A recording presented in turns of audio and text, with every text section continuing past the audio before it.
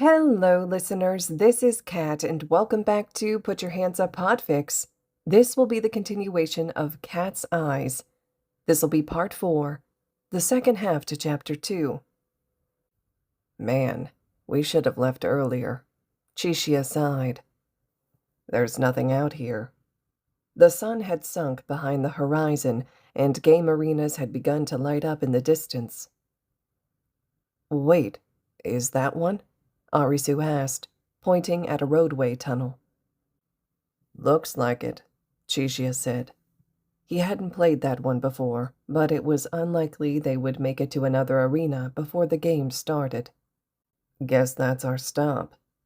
The two began to walk down the dimly lit tunnel until they had arrived at a heavily graffitied bus. They climbed inside to see 3 other men and... The climbing girl, Chishiya said. I remember you from the tag game. He and Arisu each picked up a phone to register for the game. You two aren't new to this, one of the men said. You too. He nodded at the climbing girl. What about you guys? Arisu asked. The 3 of us cleared 4 games together, the man said. We happened to be together in our first game, and we stuck together after that. Having friends makes the difference between winning and losing, another man said. Chishiya would disagree, but he wasn't about to voice that. Your leg. Are you injured? The climbing girl asked. Sure enough, one of the men appeared to have a wounded leg. Yes, I guess I sprained it, the man said, despite shifting his leg out of view. During a game? Arisu asked. The man nodded. Well, yes. He didn't offer further explanation. The chimes that signified the start of the game rang out. It's starting, Arisu said, his nervousness visible on his face. Chishiya could try to comfort him, but he'd lost his touch with that a long time ago. He'd used to be so good at it too, at least until he had to start undoing all the comforting he'd done. Registration has closed. The game will now commence. Difficulty, 4 of clubs. Game, distance. Rule, endure the trial and reach the goal within the time limit. Clear condition, reach the goal safely. Game, start.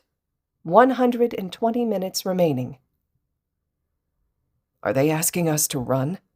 The injured man asked nervously. Are we supposed to run on the highway or something? Another asked. Chishiya held the phone up. 0 was displayed on the screen. Since it was a club's game, this meant that there might be a trick to figure it out. He stepped outside of the bus and began to look around. He could hear the others trying to start the bus. It seemed there was no gas. Then I guess we have no choice but to run, the climbing girl said. Chishiya decided to ignore the dramatic conversation over leaving the injured man. The bus was heavily graffitied, to the point where it was impossible to see out of the windows. Did that mean something? They could have used any bus for the game. Chishiya stepped around the bus. He was hardly an expert on buses, but maybe it had some significance. Most club games had some sort of clue attached to them. 110 minutes remaining, the voice reported. Chishiya, come on, Arisu said. Chishiya ignored him. The graffiti was overly bold and bright. It demanded attention. It was an invitation to look at it. He traced his fingers over some of the designs. Is your friend coming or not? One of the men said. Chishiya, we need to go, Arisu said. A long-distance run is a spades game. You don't need a team for that. There's something we're missing, Chishiya said. But of course no one listened to him. Arisu grabbed his arm and pulled him along as he caught up to the 2 men and the climbing girl, again with the touching. But Arisu had been relatively gentle, and the touch was less of an annoyance than these kinds of things usually were. If there's something to figure out, you'll find it, Arisu said. You're good at that. Don't go relying on me. You barely know me, Chishiya said. Distance, 1,000. The voice chirped. Chishiya pulled out his phone. What had previously read as 0 was now counting up every time they took a step. Why would they need to count the steps? Chishiya pulled his arm out of Arisu's grasp and took several steps back. The numbers counted down, then back up as he took a step forward. What the hell is he doing? One of the men asked. If it was a normal distance tracker, it would count all of our steps, not just the ones in a certain direction, Arisu said. Chishiya was pleasantly surprised. Arisu took several steps off to both sides. The counter remained the same. Yeah, it's only keeping track of the steps forward and backward. It doesn't even register going to the side. Does that matter? One of the men asked. Something's wrong, Arisu said, shaking his head. If there's a set goal somewhere, why does it matter how far we go? What is it really counting? Think about it on the way. Let's go, one of the men prompted. Once again, Arisu took Chishiya's arm in his, and once again, Chishiya didn't pull away. He wasn't sure why. 90 minutes remaining. Arisu's head was spinning. Was the goal actually a certain number of steps? Was that why there was counting? Distance, 5,000. This was really starting to feel like a spades game. Chishiya wouldn't say that he was out of shape, but he also didn't have a habit of long-distance running. After a while, they arrived at an apparent replenishment station. I wouldn't, Chishiya said, as one of the men reached for a water bottle. His lungs were burning. Jesus, maybe he should make a habit out of long-distance running just in case. This could be a test. How would that be? One of the men asked. If you want to try it and see if it kills you, go ahead. Chishiya was not in the mood for stupid questions. The climber girl began to dig around in a small pack she was wearing around her waist. She seemed like the type to have a habit of long-distance running. She pulled out a canteen of water and held it out to Arisu. Take this. Thanks, Arisu said breathlessly. He gave it to Chishiya next, then proceeded to offer it to the other two men. It wasn't something Chishiya would do, but trying to save everyone seemed to be a trait of Arisu's. After the water had been split 5 ways, the group prepared to keep going. Do you think this is a halfway point? One of the men asked. Chishiya supposed that there was no way to tell. Hey, what's your name? Arisu asked the climbing girl. Usagi. I'm Arisu. That's Chishiya. I know. You've been saying his name a lot. Oh, I guess I have.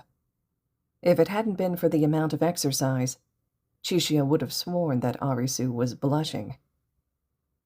The lights of the tunnel thinned, then disappeared as the group kept running. By the time they had reached 6,000 steps, the tunnel was almost completely dark. Chishiya had a feeling that this wasn't a good sign. This is tough. This is more like a spades game than a clubs game, one of the men said. Something's there, Usagi said as she came to a halt. There's nothing, Arisu said as he squinted into the darkness. No, something's there, Usagi insisted.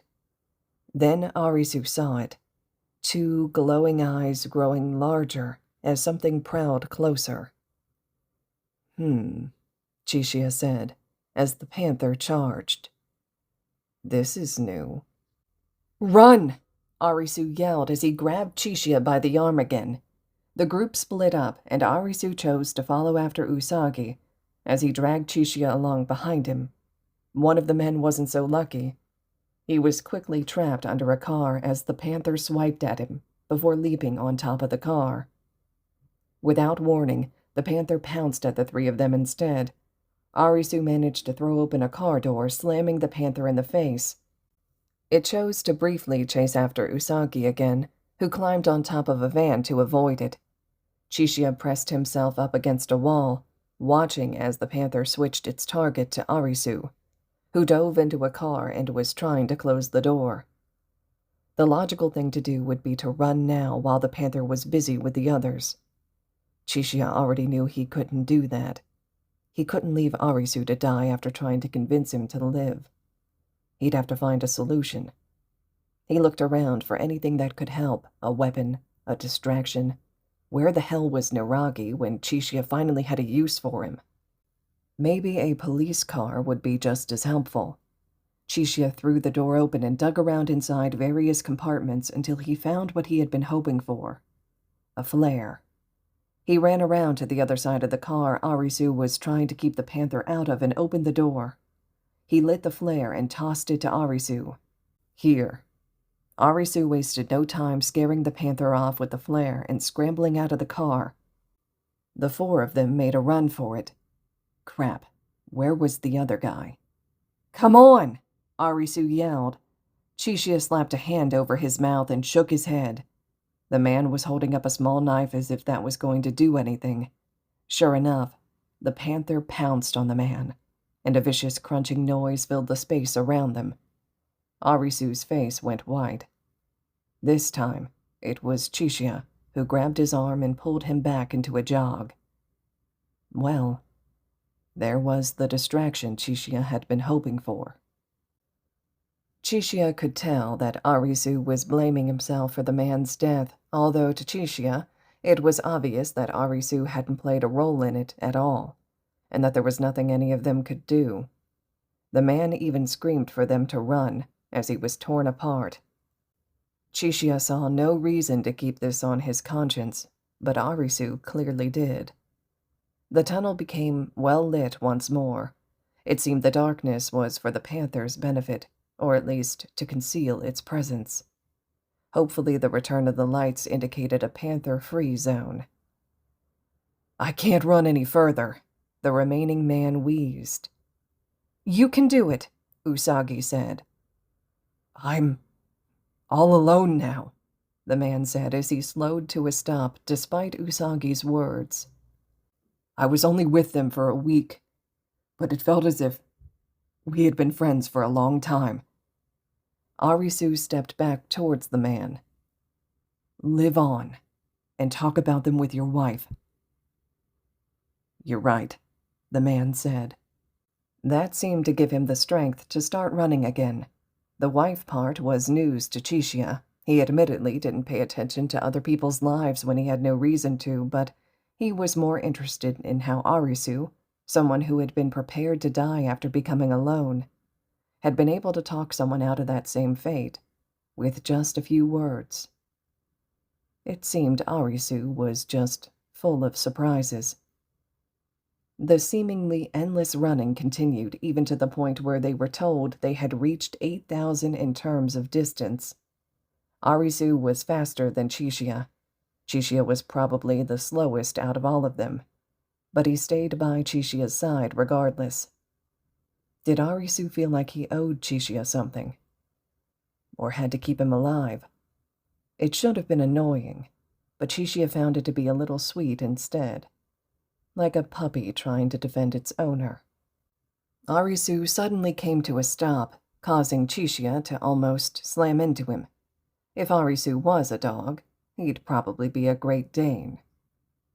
"What is it?" Chishiya asked. Arisu didn't answer, instead turning his attention to a motorcycle in the back of a truck. "What's the matter?" Usagi asked, also noticing Arisu's change in focus. "This motorcycle," Arisu said, his eyes wide. "It's a Royal Enfield." Admittedly, Chishiya didn't know shit about cars or motorcycles or anything like that. The name of the motorcycle didn't mean anything to him. "You know your stuff," the remaining man said. "It's a rare motorcycle that uses a diesel engine." Or maybe Chishiya was one of the few men in Japan who didn't know how to identify motorcycles on sight. Maybe it was like urban bird watching. The thought almost made him smile. "I see," Arisu said quietly. "It's the electrical circuits, All the electrical circuits around this area have been destroyed. So what? Usagi asked. Chishiya silently agreed with her. The electrical circuits were old news. So, in contrast, analog equipment can be operated in here. It means old motorcycles or cars may work here, whether it's this motorcycle or the bus at the starting point. So that's what this was. Arisu was looking for a way to save the injured man back at the start. Chishiya would advise against it, but Arisu and the remaining man were already examining the motorcycle. At least Usagi also seemed weary of this plan. You said this motorcycle is a rare model that uses a diesel engine, right? Arisu asked the man. Yes. So, it runs on diesel fuel instead of gasoline. That bus runs on diesel too. So, we have to carry this all the way back to the starting point? Usagi asked skeptically. If we can transport the fuel back there, we can save him, Arisu said. Are you saying you'll save Takuma? The man asked. But if you go, you can't clear the game, Usagi argued. She has a point. I doubt there's time for you to get all the way back. And even if you make it, there will be even less time for you to make it back, Chishiya said. There's still time, Arisu argued. We still have half the duration left. The rest of you keep heading towards the goal. I'll be right behind. If the bus moves, we'll reach the goal easily. Letting someone die so I can survive. I'll never do that again. Arisu, Chishiya said. I'm not sure if letting you risk your life like this is a good idea. I don't want to die, Arisu said, catching on to the deeper meaning. Not here. Not now. Not while I can save him. Chishiya was beginning to think that Arisu had a hero complex, but this may be a good thing. Chishiya's unnatural attachment to Arisu would only weigh him down. He'd leave it up to fate. If Arisu made it back in time, great. If not, oh well. There would be other useful people. Arisu was nothing special. He was just a resource. He meant nothing to Chishiya. But, as Chishiya watched Arisu push the bike back the way they'd come, he knew that wasn't true. This meant Arisu was dangerous to him. The other three continued onwards, 10,000, 1,200. The distance kept counting up. Surely, in a game called Distance, this was good, right? But something was still bothering Chishiya. How did they know that they were moving towards the goal in the first place? What even was the goal? There were too many unknowns, and that left him with an uneasy, anxious feeling. He was missing something. He knew he was missing something. But with his lungs on fire and his sides cramping, it was pretty damn hard to think clearly. This was what he got for breaking the rules he had set for himself. He didn't even need to join a game. There had been no logical reason for him to join this game and do this. The only reason was Arisu. What? Usagi said suddenly, as she slowed to a stop. A dead end loomed before them. Is that the goal? The man asked. So, we'll wait for them here? Chishiya wasn't able to answer him. He had doubled over, bracing his hands on his knees as he tried to catch his breath. It was official. He hated long-distance running. This shit hurt. He was honestly starting to feel a little lightheaded. 15 minutes remaining. Chishiya almost didn't register the update. He had stopped moving, but it honestly felt harder to take in air. Usagi's breathing seemed to have stabilized, but she seemed to be a frequent runner. He probably just had to give it a few more moments. Are you all right? Usagi asked. This confirmed that his condition seemed abnormal to others. Fine, Chishiya managed. Judging by the look on Usagi's face, he didn't seem fine. He forced himself to straighten up and attempted to deepen his breathing. The results were mixed, usually leaning towards increasingly harsh coughing. Maybe you should sit down, the other man said slowly. Chishiya was already ahead of him on that. He shakily sat down, with his back against the dead-end blockade, and turned his full focus to breathing. "Does he have some kind of medical condition?" he heard the man ask.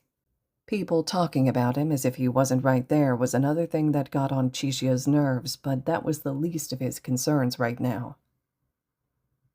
"I don't know. I don't know him," Usagi said. She tilted her head. "Chishiya, you don't have asthma, do you?" Of course, asthmatic remission was decently common in childhood, something he had experienced, but there was always a chance that symptoms could reemerge later in life. He definitely hadn't run this far or this long in years, maybe in his entire life. Could that have been enough to push him back over the edge? If that was the case, he was fucked. "Chishiya," Usagi said again. "I'm fine." Thankfully, Usagi and the other man began to speak about his wife, leaving Chishiya to his suffering. It was possible to endure asthma attacks without medication, but that depended on the severity of the attack. This didn't seem to be a full-blown attack yet, though. So as long as Chishiya took the proper steps and didn't do any more fucking running, he should be all right. He had broken yet another rule: no risking his life in stupid ways. First, he had broken his rule about staying solo when he met Kuina. Then he had broken his rule about trying to compensate for dead weight with Arisu. And now he was not only taking unnecessary risks, but was actually risking his life. Granted, he hadn't known his past asthma symptoms would suddenly reemerge at a wonderful time like this, but still, this was dangerous. Too dangerous. He was going to end up dead if he kept this up. All this for some stupid distance goal. Chishiya was going to count this as a spades game. He hated spades games, and he hated running, and he hated this tunnel, and he hated this stupid bus with its stupid colors and words spray-painted all over it. Chishiya jolted upright, startling Usagi and the other man. No, that couldn't be it, could it? But Chishiya already knew that he had discovered what he had been missing only 10 minutes before the end of the game. "Chishiya, are you okay?" Usagi asked. "What are you doing?" Chishiya got to his feet, fighting back another coughing fit. If Arisu had started the bus and was heading towards them, then they might still have a shot. "We need to go. Right now." "What? Why?" the other man asked. "Chishiya, you should be sitting down," Usagi said as she reached out for him. Chishiya dodged her. "This isn't the goal." "What?" The other man's face drained of color. "It has to be. This is a dead end. There's nowhere else to go." There was no time to try to explain. Chishiya only shook his head before turning back in the opposite direction. Chances of survival, with the distance and time limit, were already slim, but more running would only aggravate his lungs further, pushing him into more critical territory. It seemed that he was going to have to pick his cause of death. That was what he fucking got for breaking his rules. Hopefully Kuina had found his note already. It wasn't going to be true for much longer. 5 minutes remaining. Chishiya's lungs were burning worse than before. He was barely managing to keep a steady pace. They had only made it down to 1,100 steps in the 5 minutes since they'd started moving. If they didn't see the bus soon, it was over. A metallic clatter sounded as something struck the ground behind them. "What was that?" Usagi asked. Another clatter sounded, and then another. Then a low, ominous creaking sound rose from behind them. "Don't look back," Chishiya said. Fuck. If this was what he thought it was, they were already dead. The creaking grew louder. Rumbling joined the growing swell of noise. "Water?" Usagi asked, before her eyes widened in horror. "Faster! We need to go faster!" Easier said than done. Chishiya's vision went wide as he attempted to push himself harder. Yeah, it was over for him. He was going to die, not of an asthma attack or drowning, but of stupidity. He was suddenly yanked forward again by a person much stronger than Arisu. Usagi had grabbed him this time. That didn't make sense at all. Chishiya was only going to slow her down. Why the hell was she doing this? Concrete cracked, and water burst out behind them in a deadly torrent. "Come on!" Usagi yelled as the water roared. "I don't think I can run anymore," Chishiya wheezed. He felt like he was on the verge of passing out. "You and me both," the other man yelled. "You don't have to run. Don't look back," Usagi called. It was at that moment that the other man chose to do exactly what Usagi had just warned him not to. He turned around, looking at his oncoming death. He slowed, stumbled, then fell to the ground. His last words were barely audible as the water swallowed him up. "Damn it!" "You gotta let go of me," Chishiya said. It was a miracle he was still talking, much less moving. He was feeling woozier by the second. "You're not going to make it if you keep dragging me." She wasn't going to make it regardless, but if Chishiya was going to die, he might as well throw one more good deed in there, just in case. Arisu must be rubbing off on him. The realization that Arisu was safe and would pass the game was comforting. At least Chishiya had managed to get him back on his feet. That had to count for something, right? "What are you doing?" Usagi screamed as Chishiya tried to free his arm from her grasp. "Gotta let go." He was losing it. Water was starting to sound like traffic now. He could have sworn he heard the honking of a vehicle. "Usagi! Chishiya! Arisu!" Usagi yelled back. She tightened her grip on Chishiya. "We're close." Close to what? Death? But Chishiya couldn't even try to free himself anymore. He tried to keep his feet under him at least, but he could hardly make himself move. There was a screech of tires. Usagi yanked his arm hard enough to almost tear it free of its socket as she flung Chishiya forward. That was stupid. He wouldn't be able to stand and keep running. His back slammed against something hard and painful, knocking what little breath he had out of him.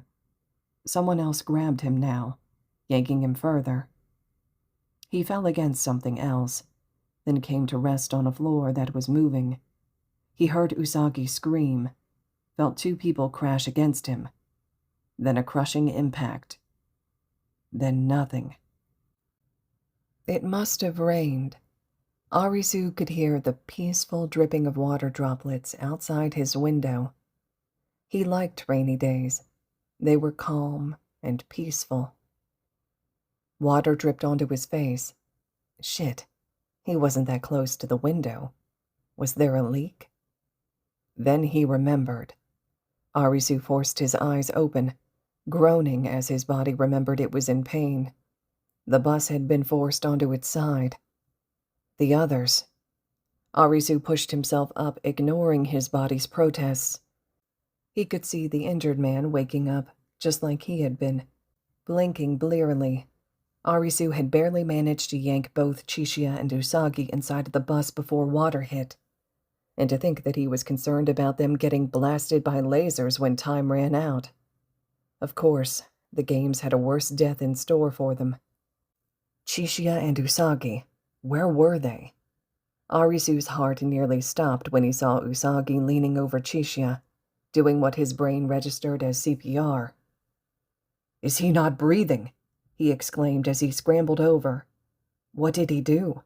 What could he do to help? Was he going to have to sit there and watch as another friend died? Were he and Chishiya even friends? Why was Arisu thinking about that? It didn't matter what they were to each other. Chishiya had saved Arisu after he'd lost all hope. If Chishiya died now, it would be his fault, wouldn't it? Thankfully, the universe seemed to be willing to grant him one small mercy. Chishiya jerked upright, coughing violently as water was expelled from his lungs. Fuck. Air. He needed air. He needed air and lots of it. Was it normal for this much water to be expelled from someone's lungs? He had learned this somewhere, but he couldn't remember. It only lasted a few seconds in reality, but it felt like ages before Chishiya was able to gasp for air. Air. Yes, air was good. He liked air. "Thank God," Usagi said. I thought I wouldn't be able to help him." "I'm alive," Chishiya rasped. Everything hurt. Breathing still hurt, but at least breathing was a viable option now. Had the water somehow cleared his airways? He felt something running down his cheek. It wasn't water. It was blood. It seemed he had been lucky enough to end up right next to a broken window. Fortunately for the other passengers, his body had blocked most of the water. He was having some really shit luck today. But then again, the water clearing his airways and having someone who knew CPR right next to him was pretty lucky.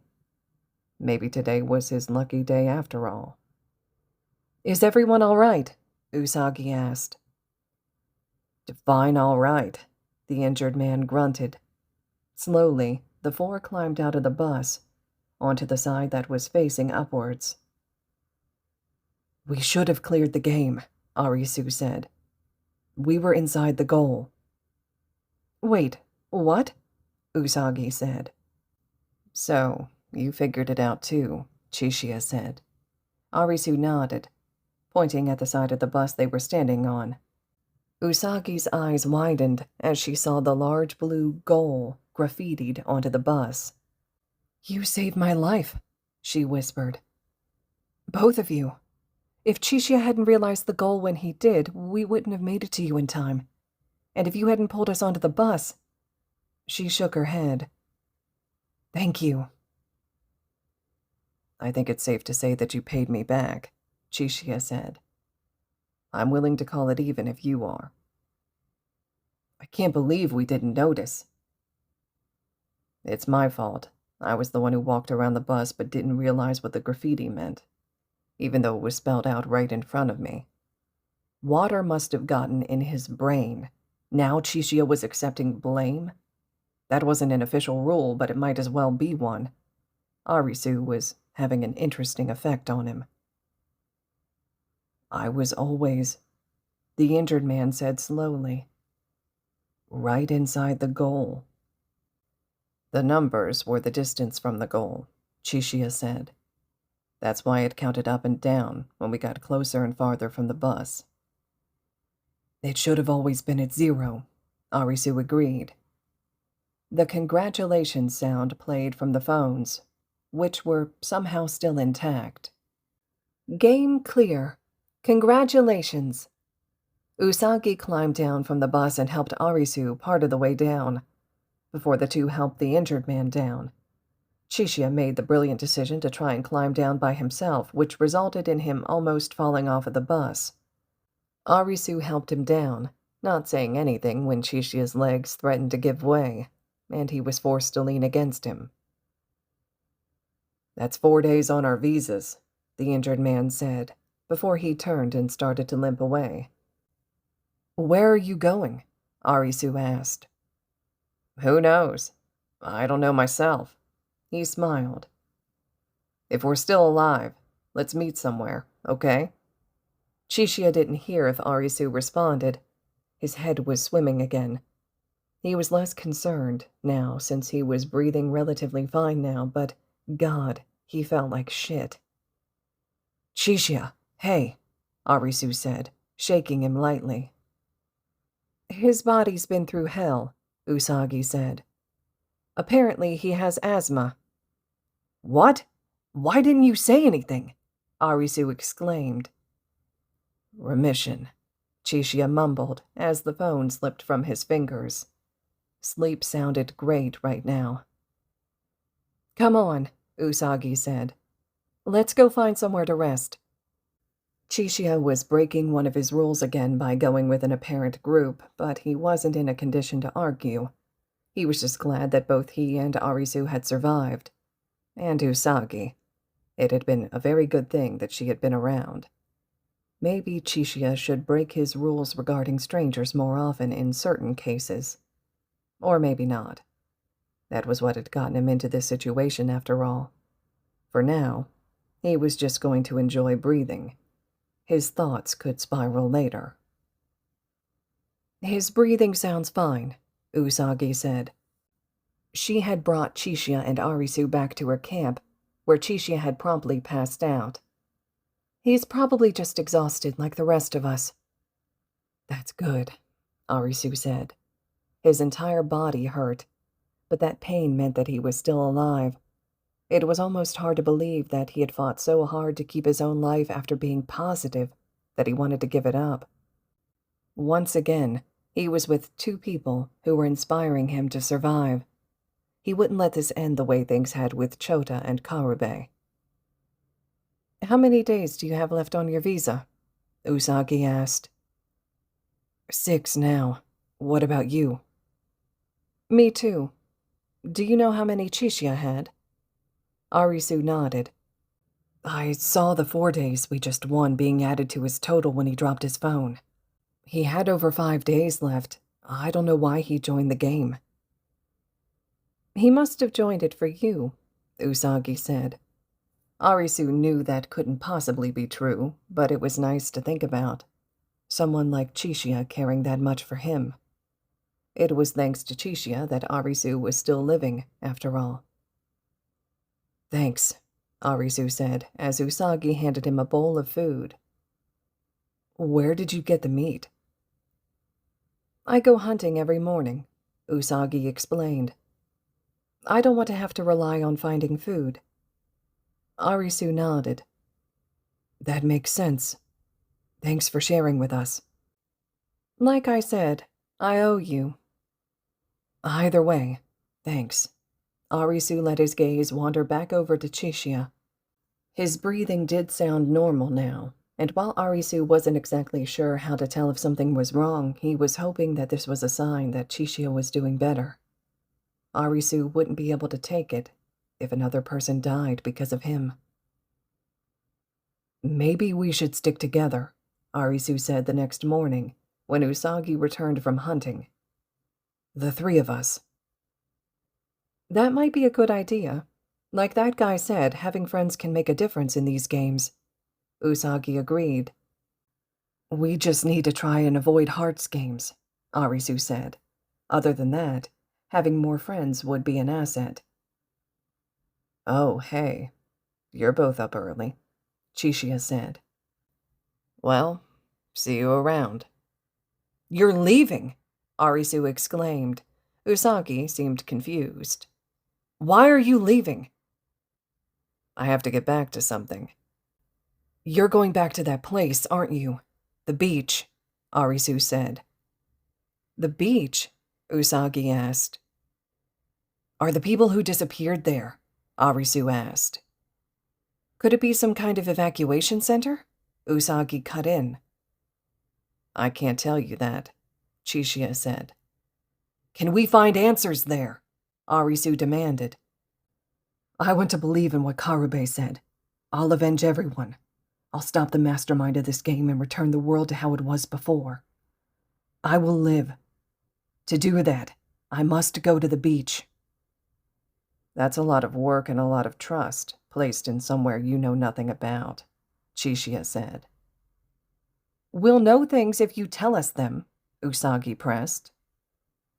I already told you, I can't do that. Taking Usagi and Arisu directly to the beach himself would be like painting a target on their backs.